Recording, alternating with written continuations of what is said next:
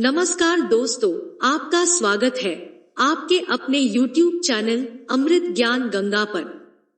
चलिए शुरू करते हैं। दानवीर महाराजा शिवी की कहानी। बहुत समय पहले की बात है। पुरुवंशी नरेश शिवी उशीनर देश के राजा थे। वे बड़े परोपकारी और धर्मात्मा राजा थे। इनकी संपत्ति परोपकार के लिए थी और शक्ति आर्त की रक्षा के लिए। वे अजातशत्रु थे। प्राणियों के प्रति राजा शिवी का बड़ा स्नेह था। राजा शिवी अपनी त्याग बुद्धि के लिए बहुत प्रसिद्ध थे। उनके राज्य में हमेशा सुख शांति और स्नेह का वातावरण बना रहता था। राजा सदैव भगवत आराधना में लीन रहते थे। परम दानवीर राजा शिवी के द्वार से कभी कोई याचक खाली हाथ नहीं जाता था। वह हर किसी की मदद के लिए हमेशा तैयार रहते थे, भले ही उसके लिए किसी भी तरह का बलिदान क्यों न देना पड़े। यही कारण था कि राजा शिवी की दयालुता के चर्चे पृथ्वी लोक से आगे बढ़कर स्वर्गलोक तक भी पहुंच गए थे। देवताओं के मुख से राजा शिवी की इस प्रसिद्धि के बारे में सुनकर इंद्रदेव और अग्निदेव को विश्वास नहीं होता था। राजा इंद्र ने मन बनाया कि वह राजा शिवी की परीक्षा स्वयं लेंगे और सुनिश्चित करेंगे कि क्या वाकई में राजा शिवी इतने ही दयालु हैं या ये उनका महज एक ढोंग है। उन्होंने उशीनर नरेश की परीक्षा लेने की एक योजना बनाई और अग्निदेव को भी अपने साथ योजना में शामिल होने का निवेदन किया। राजा इंद्र की बात पर अग्निदेव भी राजा शिवी की परीक्षा लेने के लिए तैयार हो गए। राजा इंद्र ने एक बाज का रूप धारण किया और अग्निदेव ने एक कबूतर का।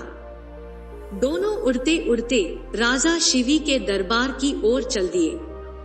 अग्निदेव कबूतर के रूप में आगे गए और इंद्र बाज के रूप में इस प्रकार उनके पीछे चले कि मानो एक बाज कबूतर का शिकार करने के लिए उसके पीछे उड़ रहा हो। थोड़ी ही देर में अग्निदेव कबूतर के रूप में राजा शिवी के दरबार में पहुंचे। उस समय राजा शिवी एक धार्मिक यज्ञ का अनुष्ठान कर रहे थे। कबूतर उड़ते उड़ते आर्तनाद करता हुआ राजा शिवी की गोद में आ गिरा और मनुष्य की भाषा में बोला, राजन, एक बाज मेरा शिकार करने के लिए मेरे पीछे आ रहा है। मैं आपकी शरण आया हूँ, मेरी रक्षा कीजिए, मेरी जान बचा लीजिए। कबूतर की ये बात सुनकर राजा ने कहा, तुम बिल्कुल भी चिंता न करो। मेरे होते हुए वह बाज तुम्हारा कुछ भी बिगाड़ नहीं पाएगा।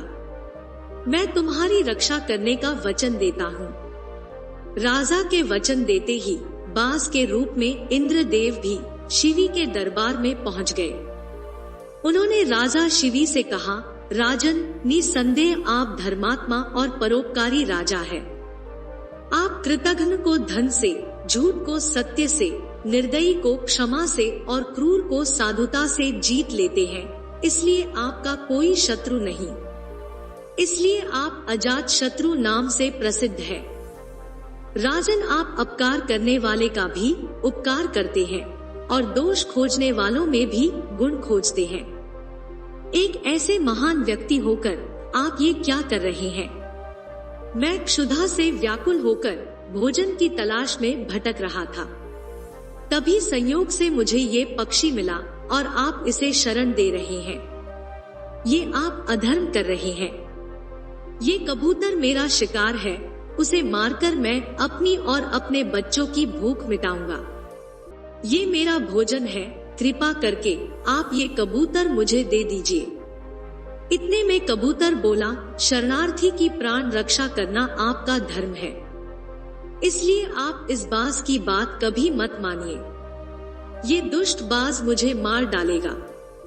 दोनों की बात सुनकर राजा शिवी बाज से बोले, हे बाज, ये कबूतर तुम्हारे भय से भयभीत होकर मेरी शरण आया है, इसलिए ये मेरा शरणार्थी है।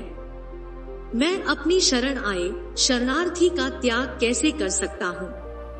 मैंने इस कबूतर को वचन दिया है कि मैं इसके प्राणों की रक्षा करूंगा। हे बाज, जो मनुष्य भय, लोभ, ईर्ष्या, लज्जा, या द्वेष से शरणागत की रक्षा नहीं करते या उसे त्याग देते हैं, उन्हें ब्रह्म हत्या के समान पाप लगता है। सभी जीवों को अपने प्राण प्रिय होते हैं। समर्थ और बुद्धिमान मनुष्यों को चाहिए कि असमर्थ व मृत्यु भय से भयभीत जीवों की रक्षा करें। इसलिए हे बाज, मृत्यु के भय से भयभीत ये कबूतर मैं तुझे नहीं दे सकता। इसके बदले तुम जो चाहो खाने के लिए मांग सकते हो। मैं तुझे जो तुम चाहो वही वस्तु देने को तैयार हूँ। राजा की ये बात सुनकर बाज बोला, हे राजन, मैं भूख से पीड़ित हूँ। आप तो जानते ही है, भोजन से ही जीव उत्पन्न होता है और बढ़ता है।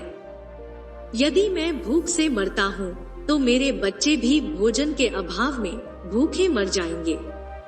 आपके एक कबूतर को बचाने से कई जीवों के प्राण जाने की संभावना है, इसलिए इसे तो आपको देना ही होगा। हे राजन, आप ऐसे कैसे धर्म का अनुसरण कर रहे हैं जो अधर्म को जन्म देने वाला है। बुद्धिमान मनुष्य उसी धर्म का अनुसरण करते हैं जो दूसरे धर्म का हनन न करे। आप अपने विवेक के तराजू से तोलिए और जो आपको धर्म अनुसार लगे वह मुझे बताइए। बाज की ये बात सुनकर राजा शिवी थोड़ी देर सोच में पड़ गए और कुछ विचार करने लगे। कुछ देर विचार करने के बाद राजा शिवी ने बाज से कहा, हे बाज, मेरे अनुसार भय से व्याकुल हुए शरणार्थी की रक्षा करने से बढ़कर कोई धर्म नहीं है। जो मनुष्य दया और करुणा से द्रवित होकर जीवों को अभयदान देता है, वह मनुष्य देह के छूटने पर सभी प्रकार के भय से मुक्त हो जाता है।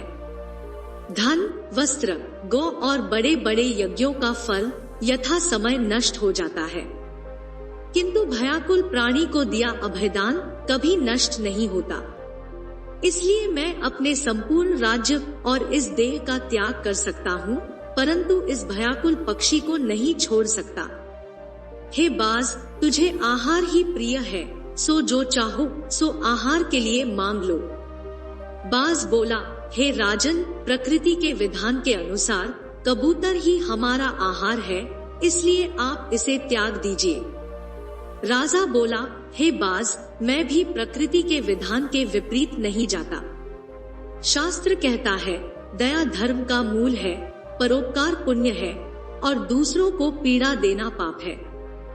अतएव तुम जो चाहो सो दे सकता हूँ, परंतु ये कबूतर नहीं दे सकता। राजा की इस बात पर बाज के रूप में आए इंद्रदेव राजी हो गए, लेकिन उन्होंने राजा के सामने एक शर्त रख दी। बाज ने कहा, ठीक है राजन, यदि आपका इस कबूतर के प्रति इतना ही प्रेम है तो मैं आपकी बात मानने के लिए तैयार हूँ। लेकिन आपको कबूतर के वजन के बराबर मांस अपने शरीर से देना होगा। आप मुझे ठीक इसके बराबर तोलकर अपना मांस दे दीजिए, जिससे मैं अपनी भूख शांत कर सकूं। इससे अधिक मुझे और कुछ नहीं चाहिए। बाज की ये बात सुनकर राजा ने सोचा कि कबूतर का वजन कितना होगा। अगर मैं अपने शरीर से ही इस कबूतर के वजन के बराबर मांस दे देता हूँ, तो ऐसे में इस कबूतर के प्राण भी बच जाएंगे और मेरा वचन भी बना रहेगा।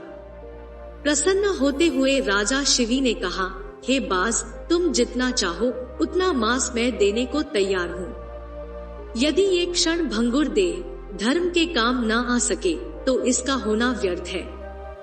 ये सोचकर राजा ने अपने एक दरबारी को एक तराजू लाने का आदेश दिया। दरबार में तराजू लाया गया। राजा ने तराजू के एक पल्ले पर कबूतर को रखा और एक चाकू से अपनी जांघ से एक टुकड़ा काटकर तराजू के दूसरे पल्ले पर रख दिया, लेकिन तराजू तनिक भी नहीं हिला। ये देखकर राजा ने एक और टुकड़ा काटकर तराजू पर रखा। उसके बाद भी मांस का टुकड़ा कबूतर के वजन से काफी कम था। उन्होंने धीरे धीरे करके अपने आधे शरीर के मांस को निकालकर तराजू पर रख दिया।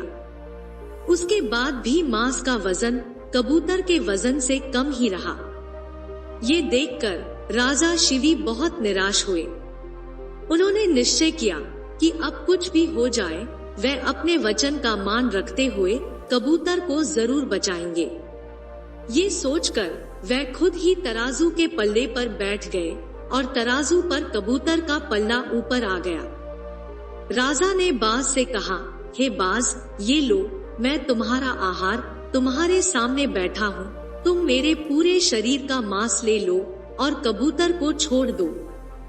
ये सुनकर इंद्रदेव को राजा पर दया आ गई। इतने में आकाश से पुष्प वर्षा होने लगी, मृदंग बजने लगे। स्वयं भगवान अपने भक्त के इस अपूर्व त्याग को देखकर प्रसन्न हो रहे थे।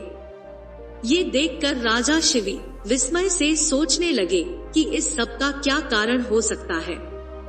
इतने में वे दोनों पक्षी अंतर्ध्यान हो गए।